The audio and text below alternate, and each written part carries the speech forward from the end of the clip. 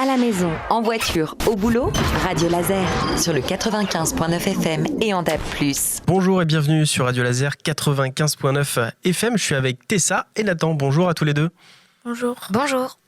Aujourd'hui, ensemble, on va parler sport. Alors, quels sont vos sports que vous pratiquez actuellement, Tessa? La pole dance. La pole dance. Et toi, Nathan? Le badminton.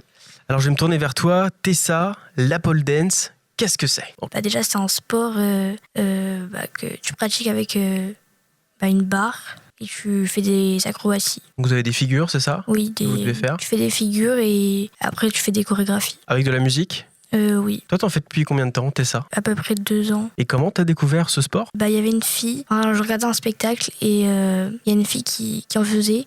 Et du coup, ça m'a donné envie d'essayer. Déjà, j'aime bien la danse, du coup, ça m'a aidé à aimer la pole dance.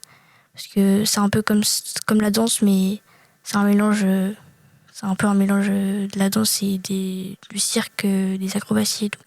J'avais un peu peur de tomber parce que il y en a des fois, il leur arrive des trucs graves parce qu'ils tombent et tout, mais comme tellement j'ai aimé ça, ça me faisait oublier mes peurs et tout. Et aujourd'hui, voilà, tu t'en pratiques régulièrement. Il y a des chorégraphies que vous proposez, c'est ça, sur des spectacles? Ouais. Et est-ce qu'il y a, je sais pas, des équipements spécifiques pour pratiquer la pole dance? Par exemple, pour bien s'accrocher à la barre, pour éviter des chutes? Il y a le grip, c'est une poudre qu'on met sur les mains pour éviter de glisser, pour rester bien accroché et tout. Eh bien, merci Tessa. Donc, tu nous as fait découvrir le sport, la pole dance. Je vais me tourner vers toi, Nathan. Nathan, toi, c'est ta passion, le badminton. Oui, c'est ça. T'en pratiques depuis combien de temps? 1 an. Et t'en fais où? J'en fais avec le collège à l'AS, l'association sportive.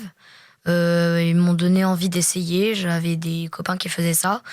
Donc j'ai voulu essayer. Au niveau de l'équipement, est-ce qu'il y a des termes techniques sur le badminton? Je pense à... est-ce que c'est une raquette déjà qu'ils tiennent dans les mains? Alors c'est une raquette, mais à manche long. Le manche est plus long et c'est pas une balle qu'il faut prendre, mais un volant avec un poids. Il y a un poids dedans. Et il peut être en plume parfois, mais ça c'est pour les professionnels. Ou alors il peut avoir un filet. Il y a des compétitions? Il y a des compétitions, des tournois. Toi, t'as déjà été en compétition? Non, j'ai jamais essayé les compétitions. Alors, à quand les compétitions pour toi? En fait, au début, quand j'ai voulu essayer, j'ai essayé. Et en plus, je suis avec mon copain pour essayer le badminton.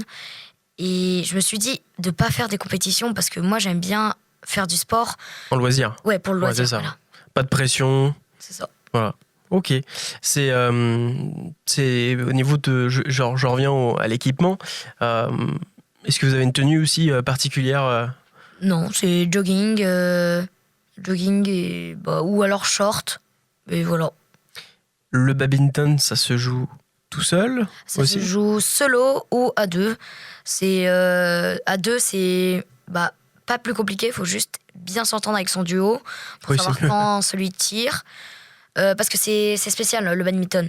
Le volant ne doit jamais toucher le sol. S'il touche le sol de ton côté, c'est que t'as perdu. Donc, il ne doit jamais toucher le sol et tu dois le laisser en l'air le plus longtemps possible. Je te remercie, Nathan, pour nous avoir parlé de ton sport qui est le badminton. Merci à tous les deux, donc Tessa et Nathan. Et puis, à la prochaine pour un autre podcast. À la prochaine. Au revoir. Écoutez Radio Laser sur le 95.9 FM et en DAB+.